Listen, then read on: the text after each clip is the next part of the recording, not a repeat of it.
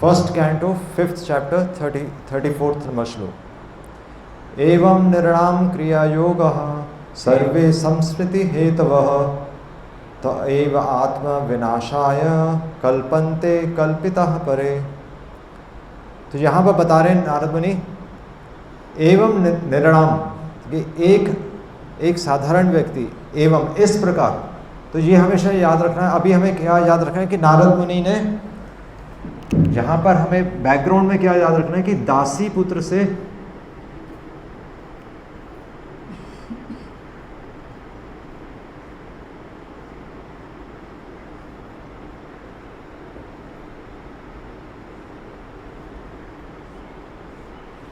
ये याद रखना है। जहाँ पर भी एवं आ रहा है, एवं यानी कि इस प्रकार। और दासी पुत्र से नारद मुनि कैसे नारद मुनि बने, हमें पता है कि वैष्णवों की सेवा करके, उनका उच्चिष्ट स्वीकार करके, आज्ञा पालन करके, और हमने डिस्कस किया था अनु, जिस प्रकार पूर्ववर्ती आचार्यों ने भगवत ज्ञान को समझा है, उस प्रकार ज्ञान को स्वीकार करके उन्होंने इस पद को प्राप्त किया।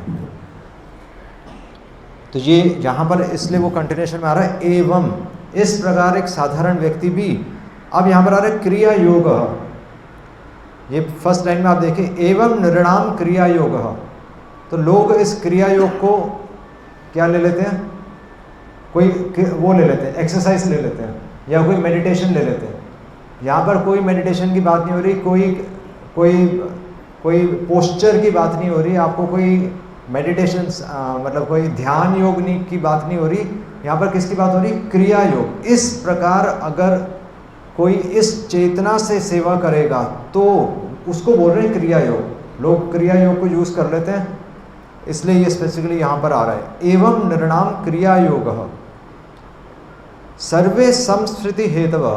और सर्वे संस्मृति मतलब संस्मृति यानी कि पूरे जो ये जो पूरी सृष्टि है, पूरी सृष्टि का जो कारण है हेतवः त एवात्म विनाशाय। और इस प्रकार अगर हम भगवान को समझेंगे और वैष्णवों की सेवा से, ते एवात्म विनाशाय, तो अपने आत्म विनाशाय। तो आत्म विनाशाय यहाँ पर मतलब अपनी, हमारे जो कर्म बंधन है वो उससे मुक्त हो जाएंगे। कल्पन्ते कल्पितः परे। और हम क्या, हम भगवान को प्राप्त करने के लिए परे, भगवान को प्राप्त करने के लिए सक्षम बन जाएंगे। ये सिंपल प्रोसेस बताया गया। और इसके तात्पर्य में श्रील प्रभुपाद बहुत एक सुंदर चीज़ लिख रहे हैं, और वो हमें पता है कि क्रिया योग क्या है, हमारे लिए क्रिया योग क्या है। 34 नंबर श्लोक में हमारे लिए क्रिया योग क्या है, कोई बताएगा?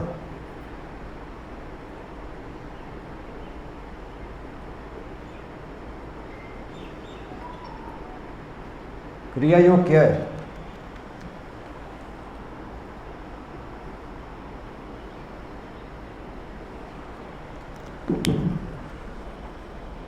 तो श्रील प्रभुपाद लिख रहे हैं इसमें, तात्पर्य बहुत अच्छा है एक्चुअली। तो हमें कौन सी क्रिया, और क्रिया मतलब क्रिया को योग, भगवान से जोड़ना है। तो अब हर क्रिया को भगवान से जोड़ने का क्या तरीका है? वैष्णवों को प्रसन्न करने का तरीका क्या है? हाँ, हर चीज़ भगवान की सेवा में कैसे लगेगी?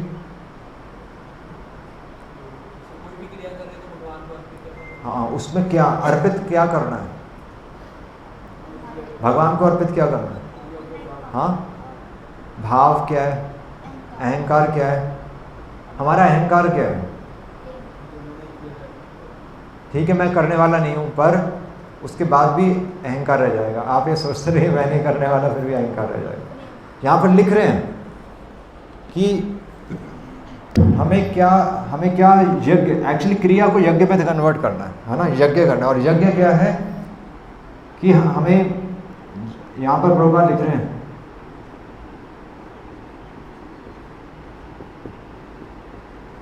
प्रोपेंसिटी फॉर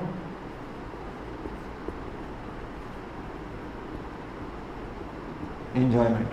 हमें स्वतंत्र, जो हमारी स्वतंत्र रहने की इच्छा है ना, मतलब जो हमारी हिंदी में कैसे बोलेंगे, हाँ, स्वतंत्र एंजॉयमेंट। एक्चुअली हम जो अकेले एंजॉय करना चाहते हैं, हमें संसार में चीज़ों को अकेले एंजॉय करना चाहते हैं ना, बिना, हो सकता है अपने परिवार वालों के साथ एंजॉय करना चाह रहे हो, पर भगवान नहीं है वो। अकेले मतलब भगवान नहीं है। अकेले मतलब ये नहीं कि हम समाज के लोगों के साथ एंजॉय करना चाहते हैं। तो यहाँ पर क्रिया योग है। योग मतलब भगवान से जोड़ना। ये भगवान के शास्त्र हैं, ये भगवान की सृष्टि है, हम भगवान के बंदे हैं। तो जुड़ना कैसे? भगवान से जोड़ना है। हम संसार से, एक परफेक्ट एग्जांपल मेरे को लगता है कि जैसे मरीज़ हॉस्पिटल आया और बीमार की अवस्था में हॉस्पिटल आया, हॉस्पिटल में उसे बहुत अच्छा ट्रीटमेंट मिला, और इतना अच्छा ट्रीटमेंट मिला कि उसे नर्स पसंद आ गई। बस ये हमारी स्थिति है कि हमें कभी कोई डॉक्टर पसंद आ जाता है, कभी कोई नर्स पसंद आ जाती है, पर एक्चुअली हमें ये नहीं समझ में आता कि हॉस्पिटल से बाहर निकलना था। हम यहाँ पर आकर भी बस यही काम होता है और कुछ नहीं होता। ये परफेक्ट एग्जाम्पल मेरे को लगता है। तो इसलिए जो हम अकेले, हम बिना भगवान के एंजॉय करना चाहते हैं, उस टेंडेंसी को हमें छोड़ना है। बिना कृष्ण के भोग करना चाहते हैं हम, इस टेंडेंसी को छोड़ना है। ये टेंडेंसी भी समझ रहे हैं? टेंडेंसी मतलब ये जो अंदर से ही हमारे आता है, ना चाहते हुए भी हम यही अपने बारे में सोचेंगे। और इसलिए श्रील प्रभुपाद लिख रहे हैं कि हमें क्या करना है? हमें इस मिशन को सर्व करना है कि ये मिशन है, ये पूरे जीवन का मिशन है। एक्चुअली अगर आपको लग रहा है कि वो मेरा दुश्मन है, वो मेरा दुश्मन है, वो मेरा दुश्मन है, तो हमारा कोई दुश्मन नहीं है, केवल यही एक दुश्मन है। पूरा मिशन ही यही है। पूरा जीवन लग जाएगा इस बात को समझने में कि हम भगवान को एक्चुअली, तो 529 श्लोक क्या है? भोक्ताराम यज्ञ तपसाम। भगवान खुद कह रहे हैं कि मैं एंजॉय करता हूँ, पर हमें भगवान से द्वेष होता है कि भगवान को एंजॉय करेंगे, मैं भी तो एंजॉय करूँगा। तो वो हमारे अंदर वो भरा हुआ है। इसलिए क्रिया योग, ये क्रिया योग है हमारा। अगर किसी को कुछ योग करना है तो ये योग करके देना है, और इसको बोलते हैं सेवा भावना। ये है सेवा भावना, और कोई सेवा नहीं है। आप जितना मर्जी सेवा करते रहिए मंदिर में, अगर ये चीज़ नहीं आ रही तो, और ये यहाँ से फिर निकलेगा कि बाकी सब भगवान के अंश हैं, इसलिए मुझे उनकी हेल्प करनी है। इसलिए नहीं आएगा कि मेरे को डॉक्टर या नर्स पसंद आ गई, वो अलग चीज़ है। डॉक्टर नर्स पसंद आ गई तो फिर तो इसी संसार में रह जाएंगे, है ना। बिस्तर पे लेटे हुए, टांग ऊपर स्ट्रेचर पे, वो होता है ना, पैर टूटा होता, तो हमने कार्टून देखा है, पैर लटका हुआ है वो हमें, पर नर्स पसंद आ गई, कुछ नहीं हो सकता।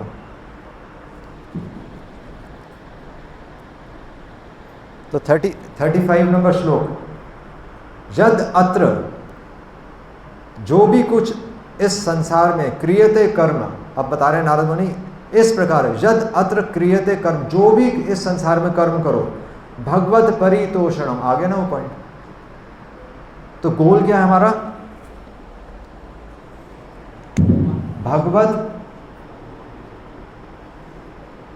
भगवान की संतुष्टि।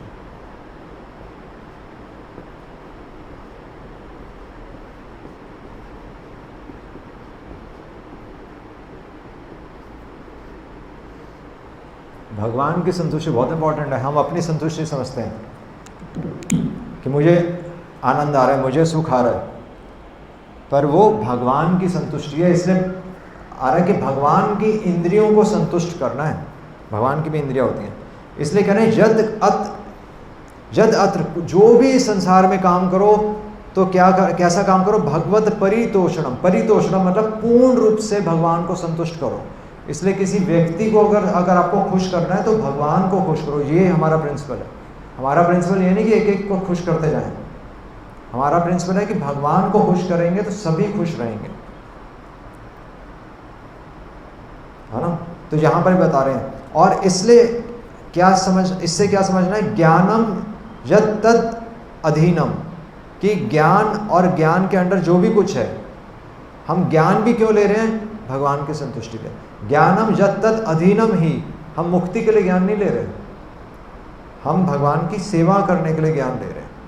प्रिंसिपल ये है। ज्ञानम यत् तत् अधीनम ही भक्ति योग समन्वितम। अल्टीमेटली किसमें आ गए? भक्ति योग समन्वितम। कि समन्वय क्या करना है? समन्वय यही है कि भगवान को संतुष्ट करना है। इसलिए ज्ञान का मार्ग और जो कर्म का मार्ग है, जो लोग कहते हैं कर्म ही पूजा है, और जो लोग कहते हैं कि ज्ञान लो, वेद शास्त्र पढ़ो, पर अल्टीमेटली उसका रिजल्ट क्या है? अन्य अभिलाषिता शून्यम, और मुक्ति, भुक्ति मुक्ति, आगे क्या है? भुक्ति मुक्ति सिद्धि कामी। चाहे किसी को भोग करने की इच्छा हो, भुक्ति मुक्ति, मुक्त होने की इच्छा हो, भुक्ति मुक्ति सिद्धि, कोई सिद्धि पाने की भी इच्छा हो, आप किसी को ठीक कर देंगे, किसी बीमारी दूर कर देंगे, किसी का फ्यूचर बता देंगे, आजकल टीवी में चल रहा है ना, वो कह रहे हैं भुक्ति मुक्ति सिद्धि कामी सकल अशांत, ये सब अशांत रहेंगे। कृष्ण भक्त निष्काम अतएव शांत। वो कह रहे हैं कि जब तक इस संसार में आप किसी भी चीज़ की इच्छा करेंगे आप अशांत रहेंगे, पर जब तक कृष्ण भक्त नहीं बनेंगे तब तक आप शांत नहीं हो सकते। ये समन्वय है। और इसलिए कह रहे हैं नैश कर्म्यम, अगर कर्मों को काटना है, अगर पापों को काटना है तो क्या करना है? नैश कर्म्यम अभी अच्युत भाव अर्जितम। अच्युत भाव, जब तक भगवान के प्रति भाव नहीं आएंगे तब तक हमारे कर्म नहीं घटेंगे। है ना? तो ये हमारा सिद्धांत है, ये एक्चुअली हमारा सिद्धांत है कि भगवान को संतुष्ट करो। इसलिए हमें वो उदाहरण देते हैं ना कि पेड़ के जड़ में पानी डालो, सारी पत्तियां हरी भरी हो जाएंगी। भागवतम में श्लोक आ रहा है। 36 नंबर श्लोक, कुर्वाणा यत्र कर्माणि। और इस प्रकार कुर्वाणा यानी कि कर्म करते हुए क्या होगा? इस प्रकार अगर हम कर्म करते रहेंगे संसार में, अगर हम दूध को दही बना लेंगे, कुर्वाणा यत्र कर्माणि भगवत शिक्षा असकृत, ये बहुत इंपॉर्टेंट है। भगवत शिक्षया असकृत। भगवत शिक्षया, भगवत शिक्षा का क्या मतलब है?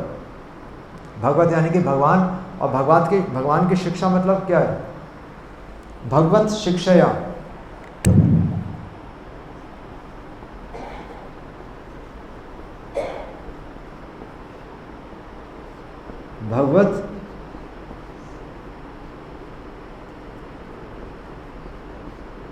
भगवत शिक्षा का क्या अर्थ है? भगवान की शिक्षा है क्या है? प्रभुपाद बहुत अच्छा लिख रहे हैं तात्पर्य में। शिक्षा का अर्थ क्या है? मतलब ऐसे हमने भगवत शिक्षा लिख दी, पर शिक्षा का अर्थ क्या है? या जब हम कहते हैं ज्ञान का क्या अर्थ है, ये वही पॉइंट आ रहा है।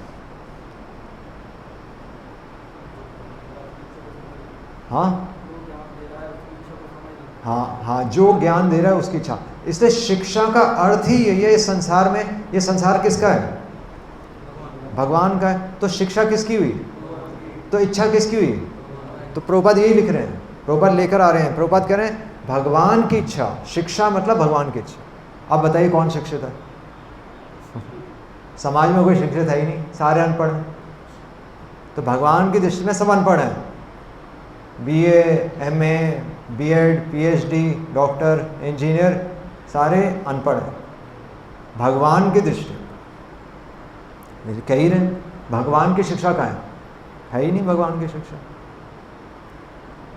इसलिए कह रहे हैं कुर्वणा यत्र कर्माणि भगवत शिक्षया असकृत। और बल्कि लगातार भगवान की ये शिक्षा, ऐसा नहीं कि एक दिन ले लिया और नहीं, आपको जीवन में जीना पड़ेगा। इस प्रकार भगवत शिक्षा, तो ये क्या हुई? शिक्षा मतलब भगवान की इच्छा।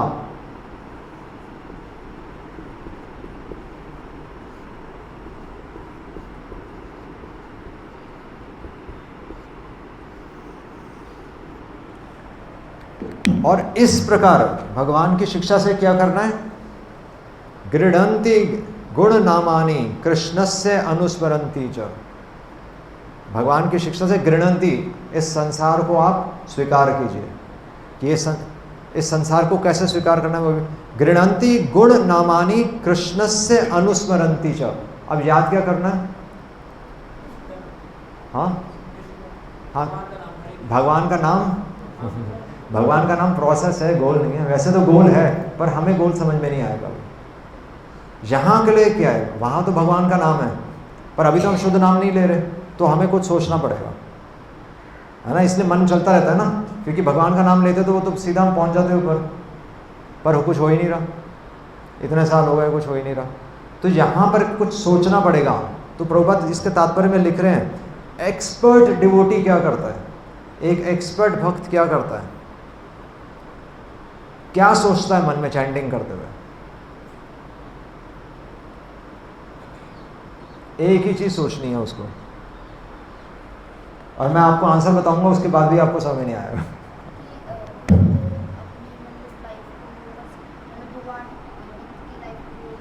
हाँ ठीक तो है, ठीक है, अपनी लाइफ को,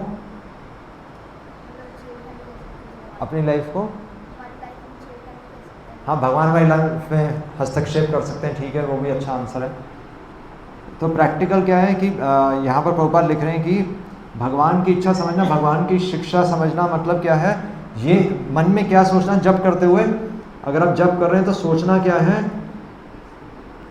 कि सब कुछ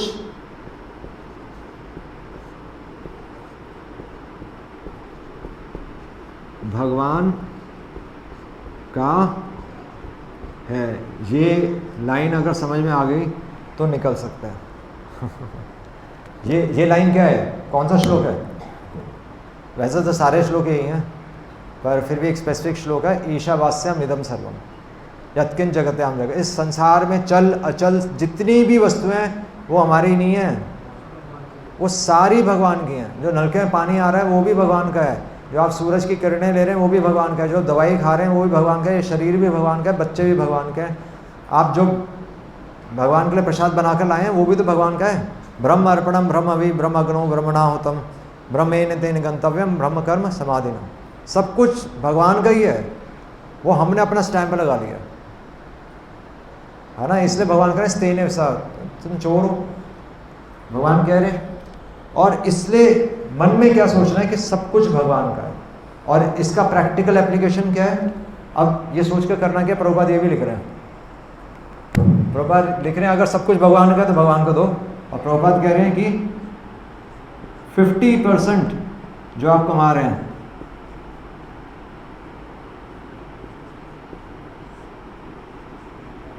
कमाया धन भगवान की सेवा में या भगवान के प्रचार में लगना चाहिए। प्रभुपाद सीधा लिख रहे हैं 50% अगर सब कुछ भगवान का है तो 50% तो दे सकते हैं।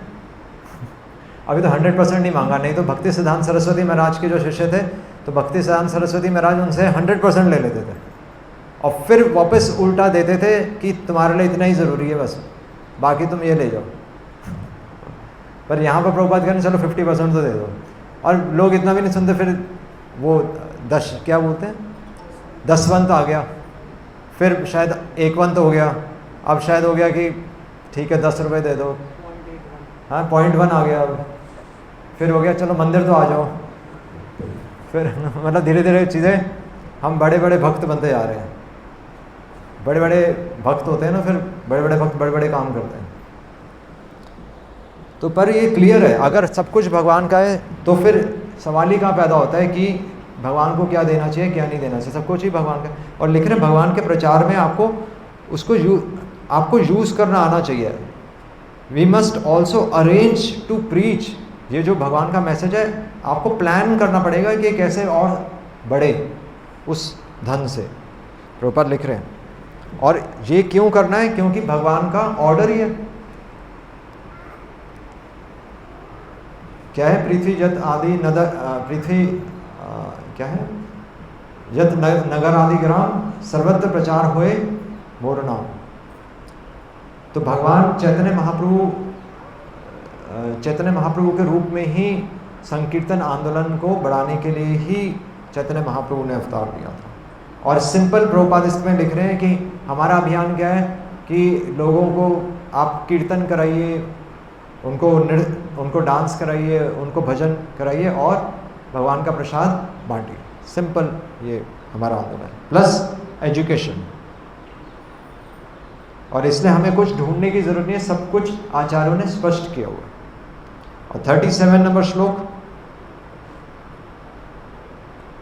ओम नमो भगवते तुभ्यम वासुदेवाय धीमहि प्रद्युम्नाय अनिरुद्धाय नमः संकर्षणाय च। तो इस प्रकार ओम नमो भगवते तुभ्यम, इस प्रकार अब लिख रहे हैं, इस प्रकार भगवान के नाम का आप वर्णन कीजिए। ओम नमो भगवते तुभ्यम वासुदेवाय धीमहि प्रद्युम्नाय अनिरुद्धाय संकर्षणाय च नमः। इस प्रकार भगवान और भगवान कृष्ण के विस्तार हैं, वासुदेव, संकर्षण, प्रद्युम्न और अनिरुद्ध। तो भगवान अपने सभी अपने विस्तारों के साथ भगवान का गुणगान इस प्रकार कीजिए। लोग सिर्फ मंत्र बोलते रहते हैं, ओम नमो भगवते वासुदेवाय, ओम नमो भगवते वासुदेवाय, ओम नमो भगवते वासुदेवाय। उससे क्या होगा? नारद मुनि कह रहे हैं इस प्रकार करो, पूरा क्रिया योग करो। आप सिर्फ नाम लेकर क्या होगा? आपको कुछ सोचना भी पड़ेगा। और इसलिए 37 नंबर श्लोक के तात्पर्य में श्रील प्रभुपाद लिखा रहे, मतलब प्रभुपाद बता रहे हैं कि ये क्या है, ये क्रम से होगा, ये ग्रेजुअल प्रोसेस है, ये ग्रेजुअल है, धीरे धीरे धीरे धीरे आप बढ़ेंगे। और बल्कि कई बार बढ़ेंगे, कई बार नीचे भी जाएंगे। जैसे समुद्र में तैरते हुए कभी ऊपर आते हैं, कभी नीचे जाते हैं ना, मतलब स्विमिंग पूल में। तो कई बार हमें डर लगेगा, बड़ी सारी चीज़ें होंगी। तो ये धीरे धीरे प्रोसेस होगा और धीरे धीरे शुद्धिकरण का प्रोसेस है ये, पर एक दिन में नहीं होना ये ना। एक मध्वाचार्य तो कह रहे हैं कि एक जीवन में आपकी एक गलत हैबिट जाएगी तो सोच लीजिए। और प्रोग्रेसिव है ये, धीरे धीरे हमें शुद्धिकरण की तरफ लेके जाएगा। और कहाँ तक लेके जाएगा? प्रेममयी सेवा की तरफ लेके जाएगा। अभी प्रेम नहीं है, अभी तो हम भय से कर रहे हैं। जहाँ पर साधना भक्ति है ना, हमने कहा था, और अभी प्रेम आने में समय लगेगा, पर प्रेममयी सेवा तक पहुँचना है। प्रेममयी सेवा अभी नहीं है हमारी। प्रेममयी सेवा में आप 50% भी नहीं देंगे, आप 100% भी नहीं देंगे। प्रेममयी सेवा क्या होती है? जड़ भरत, वो काम ही करना बंद कर दें। वो यही काम ही क्यों करना है संसार में? संसार तो चल ही रहा है। प्रेम में सेवा यही होती है, सारे पक्षियों को खाना मिल रहा है, सारे जानवरों को खाना मिल रहा है, काम करना ही क्यों है भाई? एक इंटेलिजेंट पर्सन तो ये सोचता मैं भीख मांग कर जी लूँगा। सारे जितने भी भक्त हैं तो वो इसी निष्कर्ष पे पहुँच रहे हैं कि भगवान संसार को चला रहे हैं, तो वो क्या हमारे जीवन को नहीं चलाएंगे?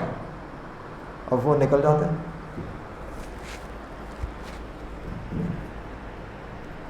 और 38 श्लोक में कह रहे हैं इति मूर्ति अभिधानेन, ये बहुत इंपॉर्टेंट है। इति मूर्ते अभिधानेन मंत्र मूर्तिम अमूर्तिकम यजते यज्ञ पुरुषम स सम्यक दर्शन पुमान। कि सम्यक दर्शन, भगवान का पूरी तरह से दर्शन कब होगा? सम्यक दर्शन, पूरी तरह से भगवान का दर्शन कब होगा? यजते यज्ञ पुरुषम। इस प्रकार भगवान का जब हम यज्ञ करेंगे, यज्ञ पुरुष, एग्जैक्टली यहाँ पर देखिए शास्त्र बिल्कुल क्लियर है, यज्ञ पुरुष, वो पुरुष हैं, कोई इसमें कोई दो राह है ही नहीं कि वो कोई लाइट है, वो कुछ है, कुछ नहीं है, यज्ञ पुरुष ही लिखा हुआ है। यजते यज्ञ पुरुषम स इति मूर्त्य अभिधानेन, अभिधानेन मतलब ध्वनि से। इस प्रकार हम ध्वनि के माध्यम से, यानी कि भगवान के नाम के माध्यम से, पर ध्वनि केवल ध्वनि नहीं है, अभी हमने समझा कि वो क्रिया योग है। पर इस प्रकार अगर हम भगवान का नाम लेंगे, ध्वनि अल्टीमेटली भगवान का नाम है, पर भगवान के नाम के पीछे होमवर्क है, हमने होमवर्क किया हुआ है, तब भगवान का नाम बैठेगा। अगर आपने मंदिर में सेवा की हुई है तब भगवान का नाम बैठेगा, नहीं तो मन भागता रहेगा। और अगर मन भाग रहा है तो यानी कि सेवा की कमी है, सिंपल सी बात है। इति मूर्ते अभिधानेन मंत्र मूर्तिम, मंत्र की, मंत्र रूपी जो मूर्ति है, अमूर्तिकम। तो यहाँ पर अमूर्ति भी आ रहा है, तो विश्वनाथ चक्रवर्ती ठाकुर शिला प्रभुपाद कोट कर रहे हैं कि हमारे आचार्य विश्वनाथ चक्रवर्ती ठाकुर कह रहे हैं अमूर्तिकम मतलब कि भगवान अमूर्ति, मतलब मूर्ति मतलब बहुत प्रयास भी होता है।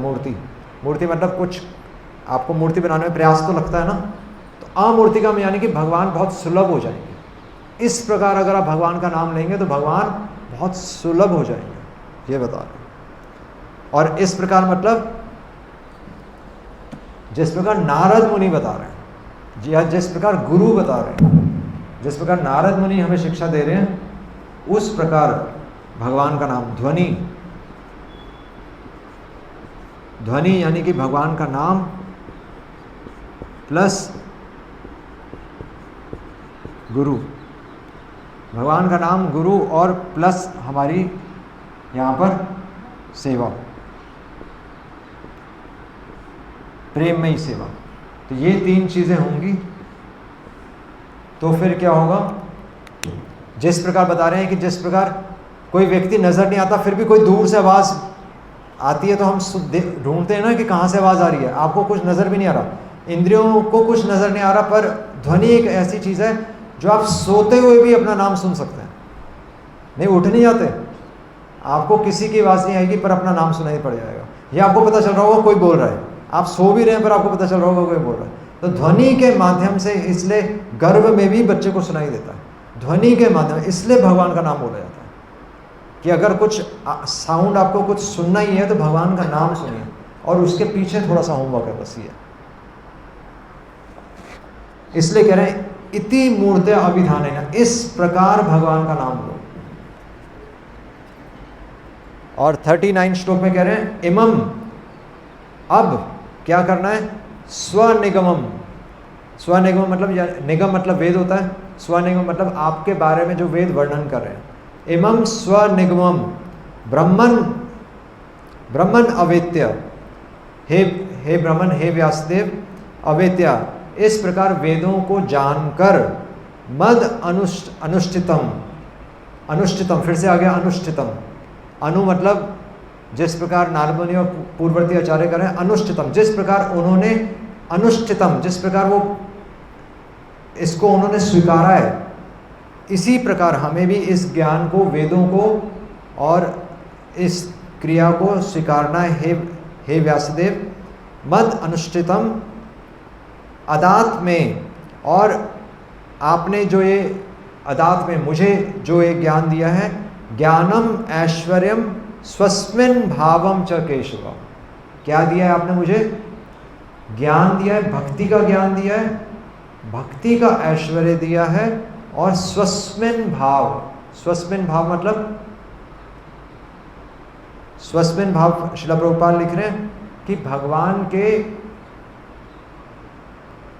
व्यक्तित्व का, ब्रह्मेति परमात्मेति भगवान इति शब्द थे, आपने क्या ज्ञान दिया है कि भगवान एक पुरुष है, स्वस्मिन भाव, जो या फिर आप कह सकते हैं स्वामी भाव, स्वस्मिन भाव, साक्षात भगवान एक पुरुष है। इस प्रकार वेदों के ज्ञान को समझ के जो आपने मुझे जो ज्ञान दिया है, आपने मुझे ये ज्ञान दिया, और लास्ट में बताएंगे कि अब इस ज्ञान से तो क्या क्या दिया है, आपने मुझे क्या गिफ्ट दिया है। तो नाम में रुचि और वो सब तो हमने पहले ये, और ये गिफ्ट क्या है कि भक्ति का ज्ञान, भक्ति का ऐश्वर्य, भक्ति का ऐश्वर्य यानी कि भक्ति की महिमा है ना, भक्ति का ज्ञान, भक्ति का ऐश्वर्य और अच्युत भाव।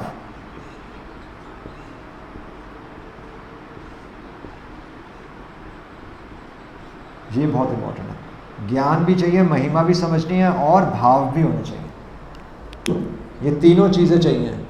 और इसमें बता रहे हैं कि इस प्रकार अगर ये हमें समझ में आ जाएगा, अनुष्ठितम, अगर ये समझ में आ जाएगा तब आपको क्या मिलेगा, इसके बाद आपको मिलेगी सेवा, इसके बाद आपको एक रिस्पॉन्सिबल, जिम्मेदारी वाली सेवा मिलेगी अगर आप यहाँ पर पहुँच गए।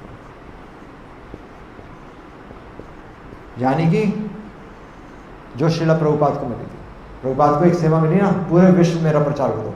एक ऐसा सेनापति आएगा जो भक्तिविनोद ठाकुर ने तो वो भविष्यवाणी की थी, तो उन्होंने कहा था कि ऐसा सेनापति आएगा जो पूरे विश्व में आपके नाम का प्रचार करेगा। तो ये सेवा कब मिली, जब प्रभुपाद के पास अच्युत भाव था, उन्होंने ज्ञान भी लिया, उन्होंने शास्त्रों के लिए ऊपर उन्होंने किताबें भी लिखी, और तब उन्हें जिम्मेदारी वाली सेवा मिली।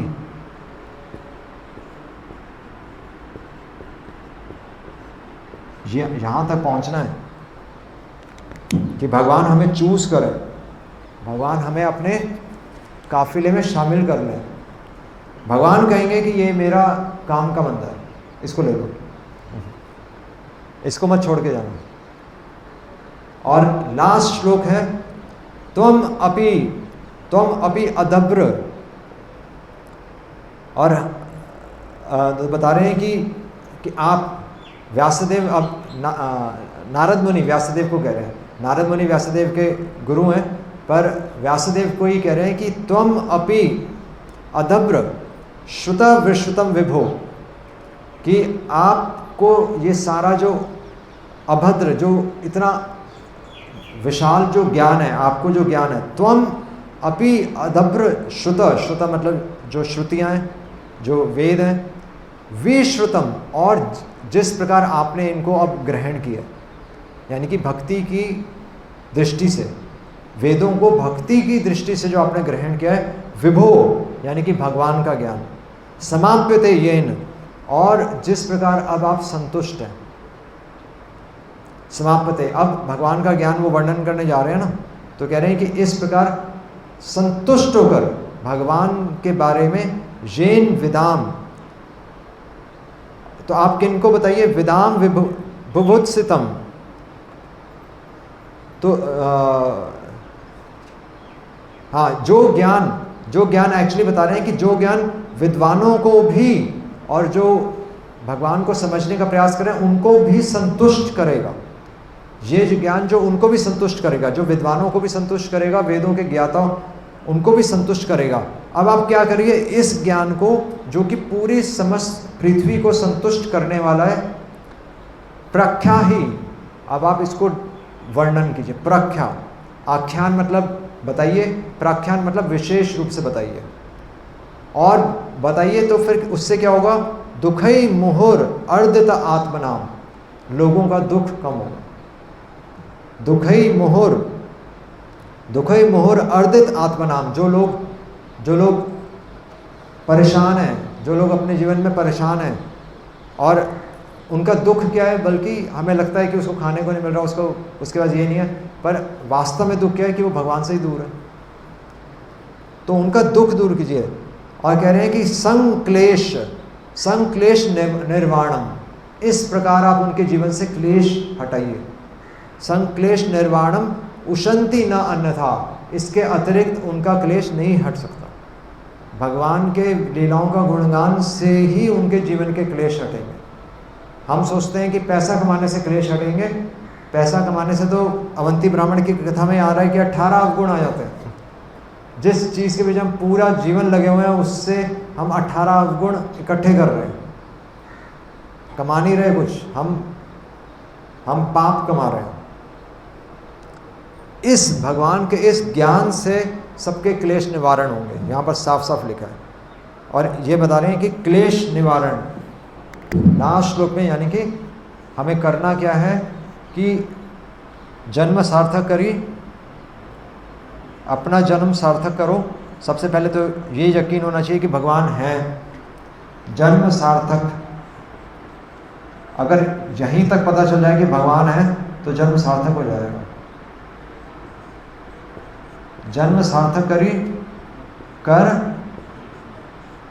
फिर आप दूसरों पर परोपकार कर सकते हैं। बस ये सिंपल था। ये नारद मुनि, इसलिए नारद मुनि को भक्ति का आचार्य बने, क्योंकि नारद मुनि ऐसा ज्ञान दे रहे हैं जो कि कोई नहीं दे रहा, है ना। और इतने मतलब वैज्ञानिक रूप से कि एक एक स्टेप में क्या होने वाला है ना। और भगवान का नाम भी लेना है तो कैसे नाम लेना है, मन में क्या चलना चाहिए, बाहर क्या चलना चाहिए, बहिर्शुचि, अंतरंग शुचि, अंदर हमारा मन कैसे साफ होगा। तो इतना गूढ़ ज्ञान कोई नहीं दे सकता, कोई फिलोसोफर नहीं दे सकता। इसलिए नारद मुनि भक्ति के आचार्य। और किसको दे रहे हैं, व्यासदेव को, जो कि भगवान के शक्ति वेश अवतार। वो तो चलो एक लीला में है, बट लीला में वो नारद मुनि उनको बता रहे हैं, पर व्यासदेव को भी ये नॉलेज है, तभी तो उनको चूज़ किया नारद मुनि ने। तो भक्त भी महान होता है और गुरु भी महान होता है, तब अग्नि, दोनों लकड़ियाँ सूखी होंगी तब अग्नि प्रकट होती है। इसी प्रकार सुखदेव गोस्वामी, परीक्षित महाराज, है ना। तो इसलिए हमें भी अपना होमवर्क करने की ज़रूरत है, तब फिर आप कहेंगे हाँ भागवतम में पिबतम भागवतम रसमाल्यम, अब रस है भागवत में। हरे कृष्णा कृष्णा कृष्णा हरे हरे, हरे राम राम राम हरे हरे। ये बहुत इम्पोर्टेंट है कि छोड़ना ये है जो हम अकेले एंजॉय करना चाहते हैं ना। इसलिए भगवान के प्रचार में हमें ज़्यादा से ज़्यादा समय लगाना चाहिए, और अपना जो हम अपना जीवन जो हम पैसा कमाने में लगा रहे हैं वो भगवान का काम करने में लगाना चाहिए। हरे कृष्ण। श्रील प्रभुपाद की जय।